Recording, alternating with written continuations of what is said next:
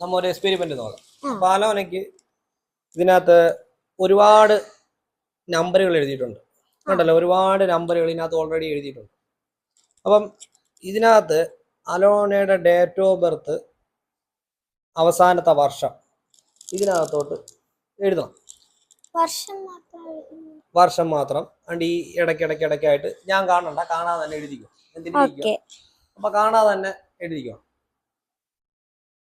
എഴുതിയോ? ഇല്ല, ഒരു മിനിറ്റ്. ആ കാണിച്ചേക്കുന്ന ആ അക്ഷരത്തിൽ അതേ വലിപ്പത്തിൽ തന്നെ എഴുതിക്കോ. എഴുതിയോ? വർഷം മാത്രം എഴുതിയല്ലോ? എഴുതി എന്നെ ഓക്കെ എഴുതി. അപ്പം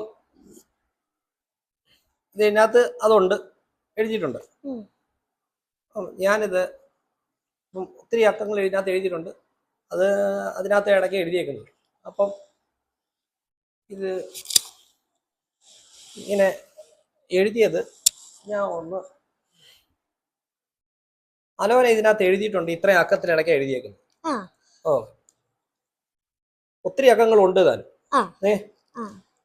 അപ്പം അതിങ്ങനെ ഫ്രണ്ടിൽ കൂടി ഇങ്ങനെ വരുന്നതായിട്ടൊന്ന് കണക്കിങ്ങനെ മനസ്സിങ്ങനെ ഫ്രണ്ടിൽ കൂടി ഇങ്ങനെ എഴുതി കാണിക്കുന്നതായിട്ടൊന്ന് മനസ്സിൽ വിചാരിക്കും.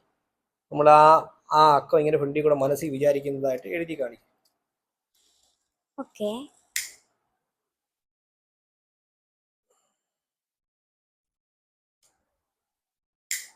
ഫാനം നോക്കൂ, ഫാനം നോക്കി.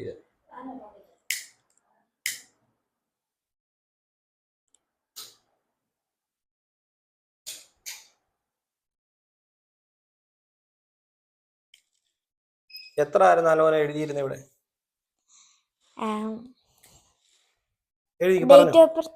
പറഞ്ഞു, എത്ര ആയിരുന്നു എഴുതിയിരുന്നത്?